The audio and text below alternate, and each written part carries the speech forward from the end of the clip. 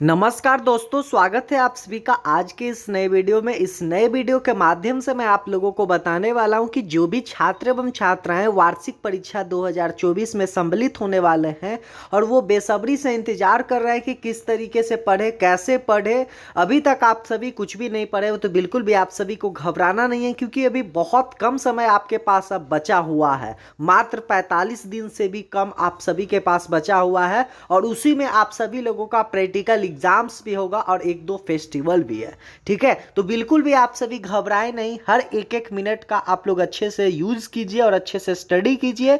आज हम लोग कंप्लीट करने वाले हैं क्लास 12 का चैप्टर नंबर 3, जो कि संपूर्ण क्रांति है। जो भी छात्र एवं छात्राएं, ठीक है, क्लास 12 में 1 फरवरी से एग्जाम्स देने वाले हैं, चाहे वो साइंस स्ट्रीम के हो, कॉमर्स स्ट्रीम के हो, आर्ट्स स्ट्रीम के हो, हिंदी सब्जेक्ट और इंग्लिश सब्जेक्ट, वो दोनों विद्यार्थी का सेम ही रहता है।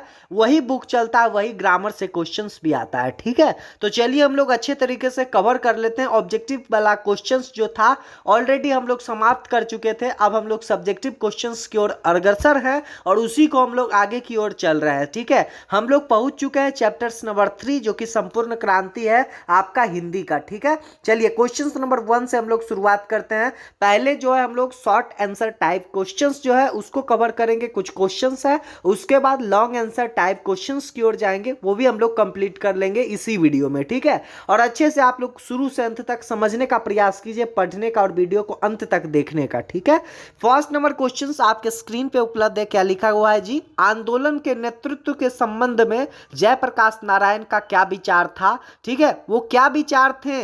आंदोलन का नेतृत्व वे किस शर्त पर स्वीकार करते हैं? ठीक है, क्वेश्चन नंबर 1 का आंसर देखिए क्या लिखा गया है। आंदोलन के नेतृत्व के संबंध में जयप्रकाश नारायण जी कहते हैं कि मैं सबकी बात सुनूंगा, मैं सबकी बात सुनूंगा, छात्रों की बात जितना भी ज्यादा होगा, जितना समय पास होगा, उनसे बहस करूंगा, समझूंगा, उनसे बात करूंगा, अधिक से अधिक बात करूंगा, उनकी बात को भी स्वीकार करूंगा। जन संघर्ष समितियों की, लेकिन मेरा फैसला वही होगा, इन फैसलों को भी माना जाएगा, इन फैसलों को भी माना जाएगा। जो जयप्रकाश नारायण है, आंदोलन का नेतृत्व अपने, ठीक है, फैसलों पर करते हैं। वे कहते हैं कि तब तो इस नेतृत्व का कोई मतलब है, ठीक है, तब तक ये इस नेतृत्व का कोई मतलब है, तब यह व्यक्ति सफल हो सकती है, और नहीं तो आपस में ही बहसों में छपता नहीं किधर बिखरे जाएंगे, क्या निकलेंगे। ठीक है, यानी कि जो बोल रहे हैं जयप्रकाश नारायण जी, वो सभी के बात सुनेंगे। ठीक है, स्टूडेंट्स जो है छात्र का बात ज़्यादा सुनेंगे और उन बातों को वो स्वीकार करेंगे। ठीक है, उसके बाद वो उनसे जो वो कंक्लूजन निकलेगा वो अपने बात को रखेंगे और वो उनका बात को भी सभी को मानना होगा, स्वीकार करना होगा। क्वेश्चन नंबर 2 देखिए क्या लिखा गया है। जयप्रकाश नारायण के अनुसार डेमोक्रेसी का शत्रु कौन है? ठीक है, इनेमी ऑफ डेमोक्रेसी कौन थे? जयप्रकाश नारायण के अनुसार डेमोक्रेसी के शत्रु लोग स्वयं ही होते हैं। वे अपने अज्ञानता, अंधविश्वास के कारण कोई भी कार्य शांतिपूर्वक नहीं करते हैं। ये अपने वंशवाद, भ्रष्टाचार, हिंसा, अशिक्षा के कारण सोचने समझने में असमर्थ होते हैं और डेमोक्रेसी का शत्रु बन जाते हैं। क्या होते हैं? डेमोक्रेसी का शत्रु बन जाते हैं। ठीक है, नेक्स्ट क्वेश्चन नंबर 3 देखिए क्या है। भ्रष्टाचार की जड़ क्या है? क्या आप जेटी से सहमत हैं? क्या आप जेपी, यहां जेटी लिखा गया, क्या आप जेपी से सहमत हैं? इसे दूर करने के लिए क्या सुझाव देंगे? ठीक है, तो हमारी नजर में भ्रष्टाचार की जड़ सरकार की गलत नीतियां हैं। इन गलत नीतियों के कारण, ठीक है, भूख है, महंगाई है, भ्रष्टाचार है, कोई काम जनता का नहीं निकलता बगैर रिश्वत दिए। ठीक है, कोई भी आप कहीं भी देखते होंगे, बिना रिश्वत दिए हुए, बिना घूस दिए हुए कोई भी काम इतना आसानी से जल्दी नहीं हो पाता है। सरकारी दफ्तरों बगैर में हर जगह रिश्वत का बगैर काम नहीं होता। आप कहीं भी जाइए, हर एक चीज़ में, हर एक फील्ड में बिना कुछ दिए हुए, बिना कुछ खर्च किए हुए कोई भी काम इतना आसानी से नहीं होता है। ये हर एक आदमी जानते हैं। हर प्रकार के अन्याय के नीचे जनता दब रही है, शिक्षण संस्थाएं भ्रष्ट हो रही है, हमारे नौजवान का भविष्य अंधेरे में पड़ा हुआ है। इस प्रकार इस प्रकार चारों ओर भ्रष्टाचार व्याप्त है। इसे दूर करने के लिए समाजवादी तरीके से सरकार ऐसी ये नीतियां बनाए लोक कल्याणकारी हो। ठीक है, नेक्स्ट क्वेश्चन नंबर 3 देखिए क्या लिखा गया। 4 नंबर क्वेश्चन 3 ऑलरेडी समाप्त हो चुका है। जयप्रकाश नारायण कम्युनिटी पार्टी में क्यों नहीं शामिल हुए? जयप्रकाश नारायण जी कम्युनिटी पार्टी में क्यों नहीं शामिल हुए? जयप्रकाश नारायण जी कम्युनिटी पार्टी में इसलिए शामिल नहीं हुए क्योंकि उस समय भारत एक गुलाम देश था और उन्होंने लेनिन से सीखा था कि जो गुलाम देश होता है वहाँ के जो कम्युनिस्ट हैं उनको कदापि वहाँ की आज़ादी की लड़ाई से अपने को अलग नहीं रखना चाहिए, क्योंकि लड़ाई का नेतृत्व बुजुर्गों के हाथ में होता है, पूंजीपतियों के हाथ में होता है। अतः कम्युनिस्ट्स को अलग नहीं रहना चाहिए। जयप्रकाश नारायण देश की आज़ादी की खातिर कांग्रेस में शामिल हुए क्योंकि कांग्रेस देश का नेतृत्व कर रहे थे उस समय। ठीक है, नेक्स्ट क्वेश्चन नंबर 5 देखिए क्या है। दिनकर जी का निधन कहाँ और किन परिस्थितियों में हुआ था? तो दिनकर जी की मृत्यु रामनाथ गोयन का घर में हुआ था। निधन के दिन दिनकर जी जेपी से मिलने गए थे। उसी रात्रि में वह जेपी के मित्र रामनाथ गोयनका, ठीक है, गोयनका के घर पर मेहमान थे। रात को दिल का दौरा आया। ठीक है, दिल का दौरा आया, 3 मिनट में उनको अस्पताल पहुंचाया गया। वहाँ सारी व्यवस्था थी, डॉक्टर सब तरह से तैयार थे, लेकिन दिनकर जी फिर भी जिंदा नहीं हो पाए। उसी रात उनका निधन हो गया। नेक्स्ट क्वेश्चन नंबर 6 नंबर देखिए क्या है। दल विहीन लोकतंत्र और साम्यवाद में कैसा संबंध है? दल विहीन लोकतंत्र और साम्यवाद में कैसा संबंध है? तो दल विहीन लोकतंत्र सर्वोदय विचार का मुख्य राजनीतिक सिद्धांत है और ग्राम सभाएं के आधार पर दल विहीन प्रतिनिधित्व स्थापित हो।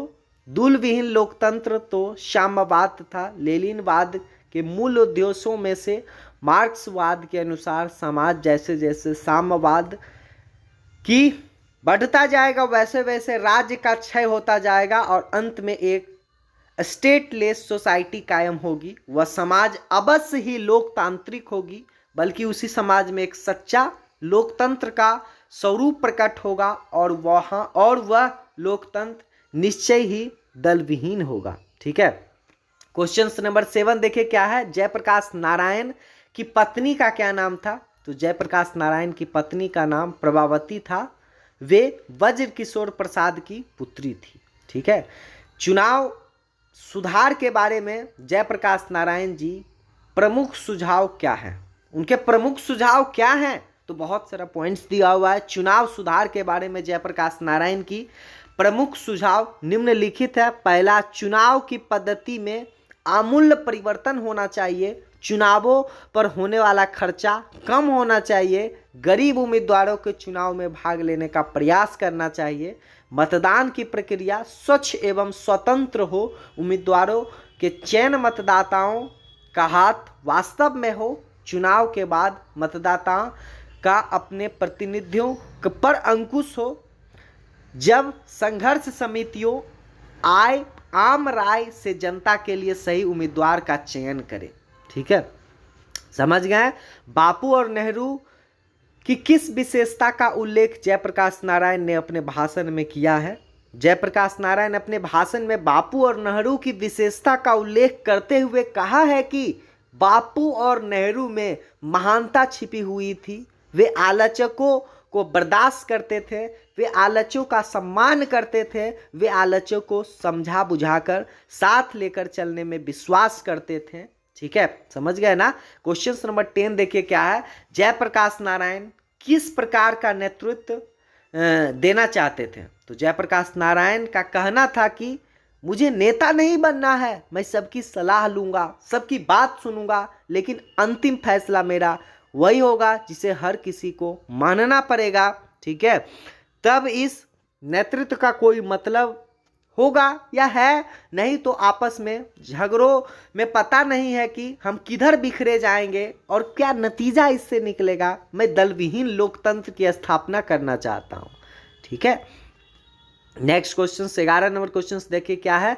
बंधी हुई मुट्ठियों का क्या लक्ष्य है? तो बंधी हुई मुट्ठियों का यही लक्ष्य है कि शोषकों को इस धरती से मार भगाना है। शोषकों को इस धरती से, जो शोषण कर रहे हैं, जो लूट रहे हैं, ठीक है, उनको क्या है, वो उनसे छुटकारा करना है, भ्रष्टाचारियों से उनको मार भगाना है इस धरती से। लॉन्ग आंसर टाइप क्वेश्चंस की ओर हम लोग आ चुके हैं। क्या फर्स्ट नंबर क्वेश्चंस देखिए क्या है, संघर्ष समितियों से जयप्रकाश नारायण की क्या अपेक्षाएं हैं?